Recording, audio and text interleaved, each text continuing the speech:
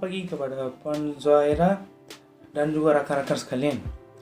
Hari ini, kumpulan kami akan membentang tentang pinjaman kosakata asing ke dalam bahasa Melayu dalam bidang sains dan juga teknologi. Saya akan mulakan dengan pengenalan. Sejak zaman dahulu lagi, seperti bahasa-bahasa lain di dunia, bahasa Melayu juga turut melakukan proses peminjaman untuk berkembang maju. Penterjemahan ilmu daripada satu bahasa ke bahasa yang lain telah dijalankan. Bahasa memainkan peranan yang penting dalam proses pembelajaran dan pengurusan ilmu individu. Di Malaysia, kebanyakan istilah sains dan juga teknologi yang diterjemah ke bahasa Melayu adalah berasal daripada bahasa Inggeris. Bahasa turut dari satu generasi ke satu generasi biasanya mengalami perubahan dan perkembangan baik dari segi bunyi, bentuk maupun makna. Tujuan adalah bagi membolehkan bahasa Melayu berfungsi sebagai bahasa ilmu di pusat pengajian tinggi. Namun, penggunaan bahasa asing, terutamanya bahasa Inggeris, ke bahasa Melayu dalam bidang sains dan teknologi masih lagi menjadi satu isu dalam kalangan penggunaan dalam istilah sains dan juga teknologi. Dunia tanpa sempadan memberi laluan kepada pengairan maklumat yang berlimpah-limpah kepada semua bangsa di dunia ini. Penggunaan istilah bahasa asing, terutamanya bahasa Inggeris, ke bahasa Melayu dalam bidang ini masih lagi menjadi satu isu dalam kalangan penggunaan dalam istilah sains dan teknologi ini sendiri, terutamanya para pelajar. Di akhir video ini, satu senarai akan mengikut pola fonologi dan morfologi sains dan teknologi serta pernyataan status makna yang dibawa oleh kata tersebut akan dibincangkan oleh Amos. Seterusnya, latar belakang pinjaman kosakata asing ke dalam bahasa Melayu dalam bidang sains dan juga teknologi. Peristiaran ini merupakan usaha mencipta atau mengubah kata baharu, terutamanya untuk menyampaikan ilmu, khususnya dalam sesuatu bidang ilmu atau profesional, seperti sains dan juga teknologi. Sesuatu istilah itu mempunyai makna yang tepat bagi konteks penggunaan bidangnya, dan dengan itu dapat diberi definisi yang khusus. Universiti Kebangsaan Malaysia merupakan sebuah universiti yang mempunyai sebuah jawatan kuasa istilah yang diberi nama Jawatan Istilah Sains Universiti Kebangsaan Malaysia. Mereka membuat dan menukar istilah sains atau dikenali sebagai peristiaran dari bahasa asing ke bahasa Melayu. Abdul Hassan telah memberi takrif pengisytiharan, iaitu satu usaha baru pembentukan perkataan bagi mengungkapkan konsep, idea dan proses bagi sesuatu yang belum wujud dalam bahasa Melayu. Selain itu, Dewan Bahasa dan Pustaka DBP dalam usaha memartabatkan bahasa kebangsaan sejak telah mencipta kira-kira 1 juta istilah dalam pelbagai bidang ini. Kerja penyusunan menelitikan setiap butiran dalam senarai bahasa sumber, iaitu bahasa Inggeris, sebelum membincangkan dan seterusnya memberi pandangan bahasa sasaran, iaitu bahasa Melayu, berdasarkan langkah-langkah proses-proses pembentukan istilah yang telah ditetapkan dalam Pedoman Umum Pembentukan Istilah Bahasa Melayu dan Pedoman Umum Ejaan Bahasa Melayu. Tugas mereka adalah untuk mengambil konsep daripada entiti tersebut dan menempatkannya dalam leksikonik asli bahasa Melayu melalui proses pinjaman, terjemah atau menggunakan istilah kata pinjaman. Pinjaman berlaku bukan kerana pengubahan istilah bersikap merendahkan martabat bahasa Melayu, tetapi sesungguhnya masih banyak makna kata dalam bahasa Melayu yang tidak sejajar dengan makna konsep dalam bahasa Inggeris dalam bidang sains dan juga teknologi. Seterusnya, saya akan menyambung dengan penyataan masalah. Kajian ini telah menelitikan istilah-istilah baharu yang tersebar dalam kalangan masyarakat dan menghuraikan aspek pembentukan. Kajian ini juga penting bagi membantu memastikan fenomena kemasukan perkataan bahasa atau istilah sains dan juga teknologi ke dalam kosakata bahasa Melayu. Yakini perkataan yang diperkenalkan dan seterusnya disebarkan dan diterima pakai oleh masyarakat daripada melambangkan bahasa Melayu yang betul berlandaskan pedoman sedia ada. Kumpulan kami telah menyediakan dan juga menyebarkan 30 helai borang soal selidik kepada pelajar Universiti Malaysia Perlis di Wang Ulu. Daripada kajian tersebut, kami mendapati bahawa 70% daripada 100 mendapat kesan positif, iaitu mengetahui tentang peminjaman kosakata asing ke dalam bahasa Melayu. Duka citanya, 30 daripada mereka tidak mengetahui tentang peminjaman kosakata asing ke dalam bahasa Melayu. Ini disebabkan oleh beberapa aspek yang telah disenaraikan di dalam borang soal selidik. Borang soal selidik tersebut telah diselitkan di dalam laporan kami. Hai, selamat sejahtera. Saya presenter Manohar dari RP12. Saya di sini untuk membuat pembentangan terhadap kajian yang kami telah buat. Saya ingin membentang tentang objektif kajian. Objektif kajian yang pertama ialah mengenal pasti kosakata asing dalam bidang sains dan teknologi yang terdapat dalam kajian kami. Objektif kajian yang kedua ialah untuk menganalisis kosakata asing dalam bidang sains dan teknologi yang terdapat dalam kajian kami. Objektif kajian ketiga ialah untuk menguraikan kesan penggunaan kosakata asing terhadap bahasa Melayu. Kajian yang kami membuat mempunyai beberapa tujuan dan kepentingan. Tujuannya untuk mengkaji penerimaan penggunaan istilah kosakata asing ke dalam bahasa Melayu dalam bidang sains dan teknologi. Kajian ini tertumpu kepada penerimaan penggunaan istilah bahasa asing, terutamanya bahasa Inggeris ke bahasa Melayu dalam sains dan teknologi. Seterusnya, kajian ini juga dikaji supaya dapat mengenal pasti kewujudan kos yang terdapat dalam cerpen, novel, dan artikel. Daripada keseluruhannya, kepentingan yang kami perolehi ialah menambahkan pengetahuan masyarakat terhadap pengetahuan kosakata asing ke dalam bahasa Melayu dalam bidang sains dan teknologi. Selain itu, juga dijadikan sebagai rujukan untuk menjalankan kajian yang lain seperti yang kami lakukan. Dengan ini, saya juga meneruskan pembentangan saya dengan kajian terdahulu. Kami telah mencari dan membuat 3 kajian terdahulu daripada beberapa kajian seperti kajian penerimaan istilah bahasa asing ke dalam bidang sains dan teknologi oleh Nur Natasha Alia binti Mat Rosli, Siti Azira binti Muhammad Samsuri, Nur Azizan binti Abdul Rashid, dan Nur Farahida Hamim binti Muhammad Fazil pada tahun 2011. Dalam kajian ini tersebut, kami mendapati bahawa pelajar lebih selesa untuk menggunakan istilah sains dan bahasa Inggeris kerana kebanyakan buku rujukan sains adalah dalam berbahasa Inggeris dan para pelajar juga merasa bahawa mereka boleh menggunakan istilah sains dalam bahasa Inggeris. Bahasa Inggeris, komunikasi ilmu secara antarabangsa iaitu dengan negara-negara luar adalah lebih mudah.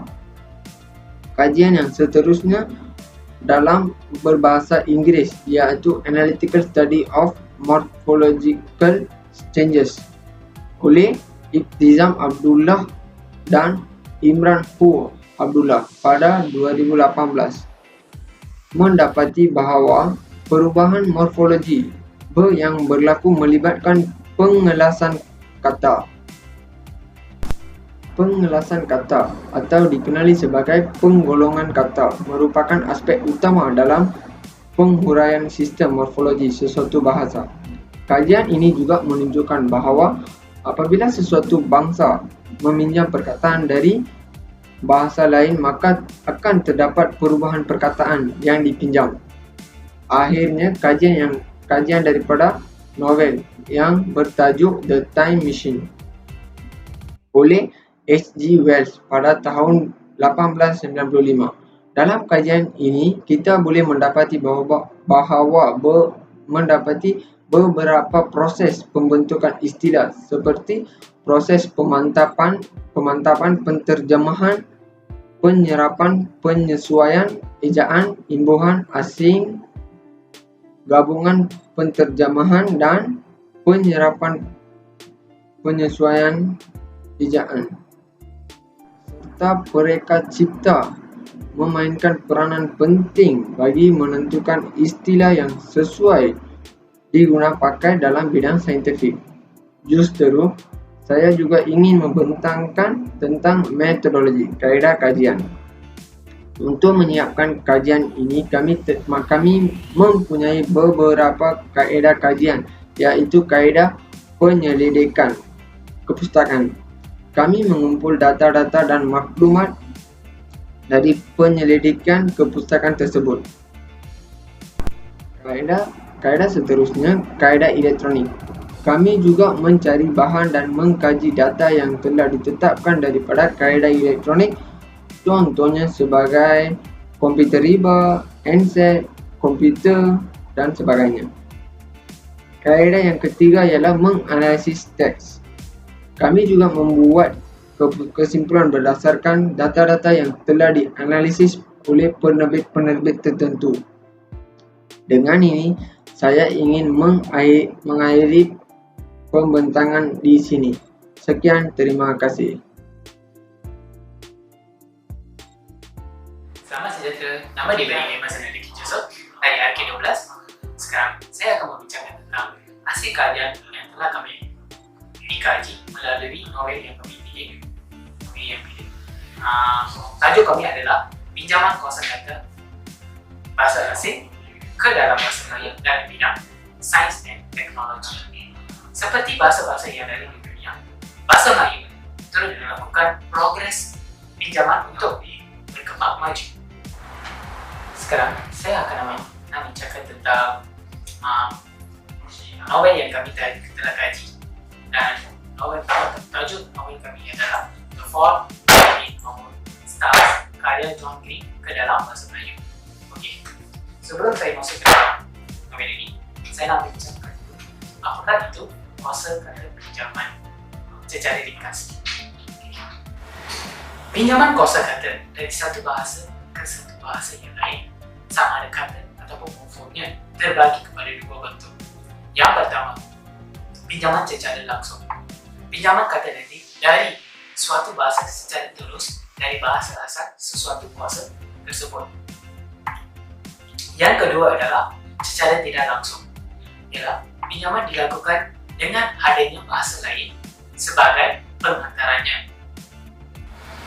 Dalam bahasa Melayu ada 3 aspek yang dijadikan asas peminjaman kosakata. Yang pertama ialah fonologi, bunyi. Ada 3 kategori. Yang pertama, penyebatan secara etimologi bahasa asal. Lafaz bunyi bahasa tempatan sama dengan lafaz bunyi yang dipinjam. Yang kedua, penyebutan disesuaikan dengan bahasa tempatan.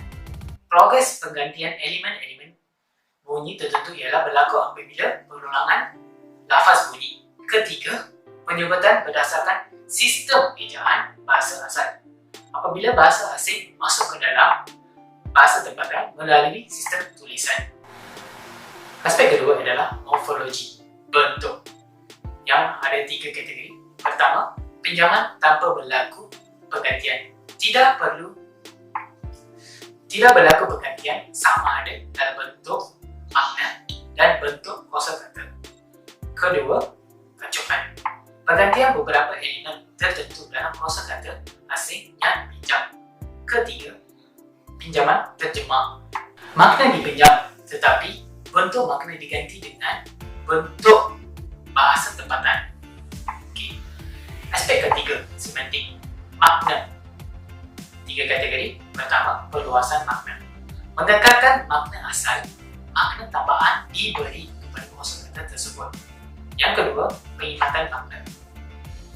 Makna asal dalam kosakata asing yang bersifat umum menjadi spesifik. Yang ketiga, perbezaan makna. Makna yang sedia didukung oleh sesuatu kosakata itu ditukar sama sekali. Okay, sekarang saya nak masuk ke dalam novel yang kami telah kaji. Okay. Dalam ini, tadi saya telah menerangkan tentang apa itu kosakata, bentuk dia dengan aspek-aspek dia. So, novel yang kami kaji, saya terdapat beberapa aspek daripada kami telah kumpul, dan antara yang kami dapat adalah 2 aspek yang utama, iaitu fonologi dengan morfologi. Antara fonologi ialah perkataan yang novel kita adalah bahasa Inggeris, kita tukar kepada bahasa Melayu. So, daripada perkataan bahasa Inggeris, tukar apakah kata-kata pinjaman dan telah tukar daripada bahasa Inggeris kepada bahasa Melayu. Pertama adalah satelit kepada satelit, so rocket, modul, script, machine. Perkataan semua itu adalah sama, tapi bunyi dia, bahasa tempatan dengan bunyi yang dipinjam itu adalah sama sahaja. Fonologi kategori ini dikenali sebagai penyebutan secara etimologi bahasa asal. Yang kedua adalah morfologi. Perkataan seperti planet, orbit, modul, sensor, semua perkataan ini adalah dalam bahasa Melayu dengan bahasa Inggeris adalah perkataan yang sama sahaja. Ada perbezaan. Perkataan ini semua adalah progres pinjaman tanpa berlaku pergantian. So, ini adalah daripada morfologi. Yang kedua adalah zat makanan, ialah makna perkataan dipinjam dari, iaitu food for drink, food nutrition. Terdapat progres pinjaman terjemah. Yang akhir sekali, bom waktu, ialah makna perkataan dipinjam ialah time bomb. Terdapat progres pinjaman kecukupan. Sekarang, saya akan membincangkan tentang kesan penggunaan kosakata asing terhadap bahasa Melayu. Unsurnya, bahasa asing membawa 2 kesan utama, iaitu memberikan faedah ataupun sebaliknya. Kebanyakan pinjaman adalah dapat menambahkan kekuatan makna konsep yang anda dikatakan hanya akan mewujudkan keadaan saling terjemah dengan bahasa modern lain.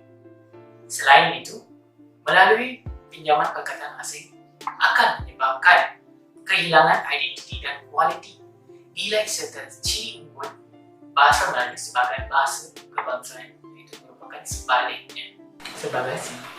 Terdapat pelbagai reaksi positif dan negatif tentang penerimaan penukaran istilah bahasa asing ke dalam bahasa Melayu ini. Reaksi positif yang diterima ialah penggunaan istilah sains dan teknologi dalam bahasa Melayu selaras dengan dasar martabatkan bahasa Melayu memudahkan untuk memahami kerana menggunakan bahasa ibunda negara. Malaysia perlu menyetujui kebanyakan negara luar yang martabatkan bahasa kebangsaan negara sendiri serta bahasa Melayu kini sudah lebih moden. Penggunaan istilah sains dan dalam bahasa Melayu sangat digalakkan kerana dapat mempertabatkan bahasa ibunda kita sendiri yang sebenarnya sudah moden mengikut naunnya yang tersendiri. Tetapi pada masa yang sama, kita perlu mengetahui istilah sains tersebut dalam bahasa asing juga supaya komunikasi ilmu dan antarabangsa dapat diperluaskan. Sekian, terima kasih.